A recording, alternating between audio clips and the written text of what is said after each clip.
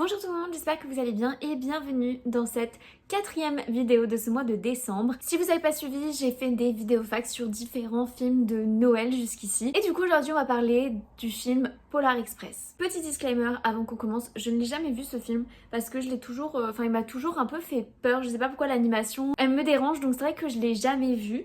Mais c'est pas grave, ça m'empêche pas de faire une vidéo fax dessus. De toute façon vous saurez me corriger en commentaire ou rajouter des petits fax, j'en doute pas. Donc l'histoire, elle est basée sur un livre qui a été écrit en 1985 qui s'appelle The Polar Express et qui a été écrit par Chris Van Allsburg. J'espère que je le prononce bien. Il a d'ailleurs aussi écrit Jumanji et il était un producteur exécutif sur le film Polar Express. C'est le premier film à l'époque qui avait été fait en animation 3D, mais spécifiquement en motion capture. Je sais pas si c'est parce que c'était du coup le premier qui avait fait ça comme ça, mais comme j'ai dit un peu plus tôt, moi personnellement ça m'a toujours un peu dérangé justement les images. Du coup c'est aussi le premier film à avoir été diffusé en IMAX et en 3D.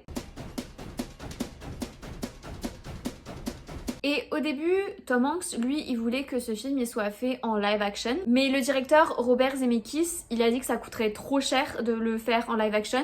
Et du coup, ils ont réussi à se mettre d'accord avec le motion capture.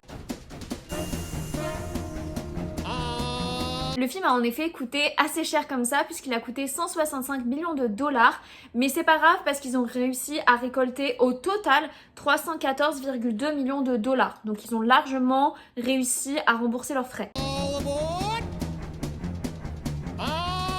Tom Hanks et Josh Hutcherson, ils se partagent tous les deux le personnage du garçon principal parce que Tom étant adulte, du coup il pouvait pas faire les motion capture d'un enfant, il pouvait juste faire la voix.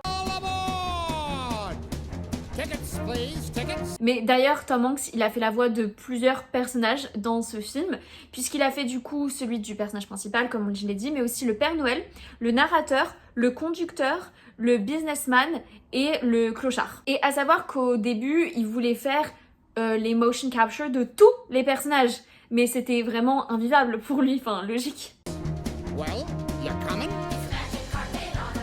Donc le directeur Robert, il a amené sa femme Leslie sur le projet parce qu'il a tendance à beaucoup faire ça. Quand il a un projet, il aime bien ramener sa femme. Et du coup là, il l'a ramené pour faire les mouvements de la mère du personnage principal. Il y a une petite référence à Retour vers le futur dans ce film puisque Robert Zemeckis, il a travaillé sur les deux films. En effet, il y a la scène où on voit un garçon qui est en train de lire un journal. Il y a marqué que les gens sont en grève et à un moment donné, on peut voir Say Yes to Lone Pine Mail Construction et ça, c'est le nom du centre commercial dans le film Retour vers le futur. Une autre référence à un autre film de Robert Zemeckis, c'est une référence au film Roger Rabbit. Ça c'est un film que j'ai adoré, que j'ai regardé 30 000 fois, que je connais par cœur en anglais. Je sais pas pourquoi j'aime trop ce film et je pense qu'il va falloir que je fasse une vidéo dessus parce que je crois qu'aussi il était assez révolutionnaire ce film par rapport au fait que ça mélangeait les dessins animés et bah du coup le live action. Mais bref, Charles Fleischer, j'espère que je le prononce bien, il fait la voix de Roger Rabbit et c'est aussi lui qui fait la voix de l'elfe général dans Polar Express. Pour ceux qui étaient attentifs en regardant le film, encore une fois, moi je ne sais pas parce que je ne l'ai pas regardé, mais le nombre de compartiments du train, ça varie au fur et à mesure du film parce qu'au début, on en voit clairement 5, mais après quand on a des images de loin, on voit qu'il y en a beaucoup plus et il y a même une scène où ils sont en train de contourner un genre de montagne, il y a les compartiments qui se plient. Après, c'est un dessin animé donc voilà, mais faut être attentif. À un moment donné, on aperçoit la boutique Herpolsheimer. Il y a vraiment beaucoup de mots que je ne connais pas et que je ne sais pas prononcer dans cette vidéo, mais bon, excusez-moi. En fait, ça donne une indication sur où se trouve le train à ce moment-là, puisque c'est une boutique qui existait vraiment dans le Michigan, jusque dans les années 80. L'adresse du petit garçon Billy, c'est en fait celle du directeur. Et dans la vraie vie, cette adresse, elle se trouve dans l'Illinois et plus précisément à Chicago, donc pas du tout dans le Michigan.